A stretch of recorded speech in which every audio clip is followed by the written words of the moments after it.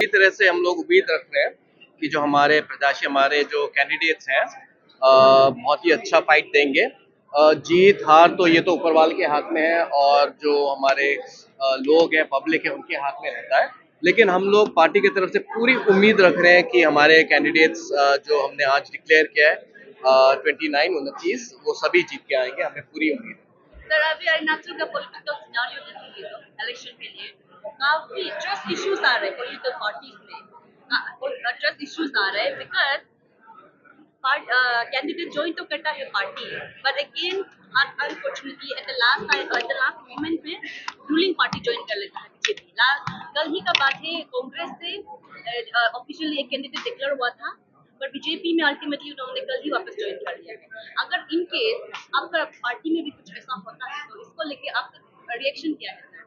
जी, अब क्या है कि इलेक्शंस चीज ही है। I mean my question was that कि आप कितना कॉन्फिडेंस है अपना कैंडिडेट को लेके कि वो लोग अपना माइंड चेंज नहीं करेंगे, पार्टी में स्टिक रहेंगे? That was my question. I believe that, मैं हिंदी में बोलूँगा? Sure sure. हिंदी में नहीं, मुझे पूरा विश्वास है कि आज जो कैंडिडेट्स जो हमारे पास आए हैं, उम्मीदवार जो पार्टी से जुड़े हैं, जिनको हमने टिकट दिया है, उन सबको पार्टी पे भरोसा है, पार्टी की आइडियोलॉजी उनको पसंद है और वो सब समझ सकते हैं कि आज एनपीपी पार्टी बेशक नई पार्टी है। हमें इस पार्टी की स्थापना 2012 में हुई, तो बहुत ही नई पार्टी है अगर हम लोग दूसरे पॉलिटिकल पार्टीज के साथ तुलना करें। लेकिन जो भी हमारे साथ आज जुड़ के आते हैं पार्टी में, उनका यही सोच रहता है कि ये एनपीपी ऐसी पार्टी है कि हमारा फ्यूचर एक लंबा फ्यूचर है, लीडरशिप के वजह से और हमारा आइडियोलॉजी, हमारे विजन की वजह से। इसलिए मैं तो पूरी तरह से उम्मीद रखता हूँ, मुझे पूरा विश्वास है हमारे जो भी हमारे कैंडिडेट्स हैं उन सब पे कि वो सब पार्टी के साथ यहाँ हमारे साथ इस जर्नी में आज शुरुआत किया है, वो आगे जाके भी हमारे पार्टी को मजबूत बनाने के लिए, संगठन को मजबूत बनाने के लिए पूरी तरह से काम करेंगे। इतना भी मुझे उन पे भरोसा है। एनसीपी का इंचार्ज भी है हमारा अरुणाचल प्रदेश का। तो अभी देखा जाएगा तो डेटा से फिगर्स को देखा जाएगा तो जितना भी आज कैंडिडेट ज्वाइन हुआ है और जिन्हें टिकट मिला है, most of them are BJP candidates who have been denied ticket. They are now in your party. What is your take on this? No, I don't say that most of them are, candidates who have been denied tickets. But yes, maybe few of them were. So ऐसी चीज तो हमेशा होती रहती है election में। क्या कहते हैं, जो जिनको यहाँ पे पार्टी टिकट ना मिला हो, वो कहीं और जाके भी अपना मतलब लक ट्राई करते हैं। तो ऐसा तो चलता ही रहता है। लेकिन मुझे नहीं लगता कि जो हमारे मेजोरिटी ऑफ द कैंडिडेट्स हैं वो पार्टी के साथ पहले से ही हमारे साथ संपर्क में रहे हैं और वो हमारे साथ आए हैं।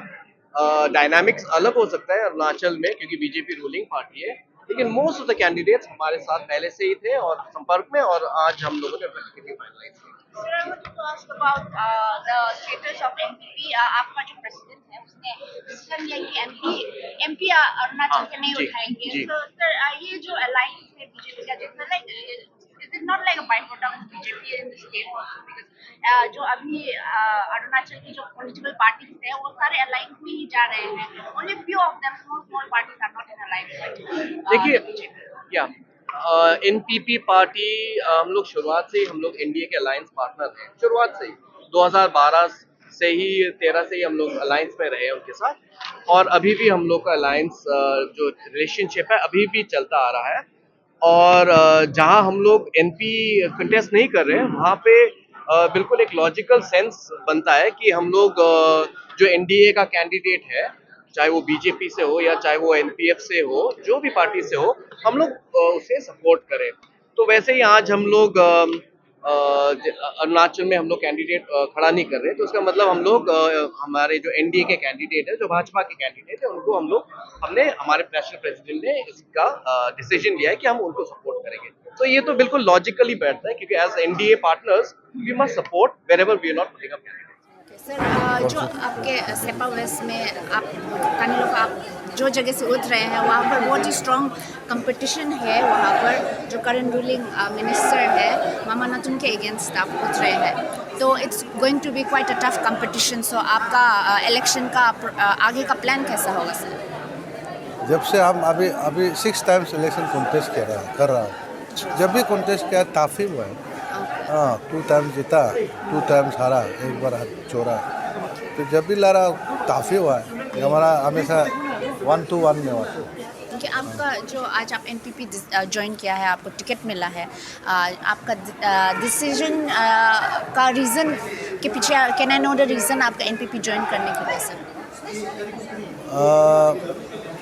कोई पार्टी में थे नहीं, तो सीनियर आदमी लोग ने खास करके हरिनाथम साहब ने सजेस्ट किया कि इस एनपीपी पार्टी में ये one west one north east इनका स्लोगन है, इसलिए इसमें ज्वाइन करना है। तो मैंने ज्वाइन कर लिया। हरिनाथम साहब ने मुझे ज्वाइन कराया।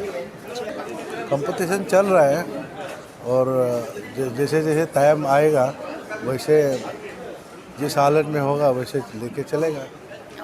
देखिए, अभी जो भी हमारा वहाँ में हमारा पार्टी एनपीपी पार्टी भी एनडीए का वो अलायंस है, और सारा लोग जहाँ में बीजेपी में जो बैठा है वो भी हमारा परिवार का ही है।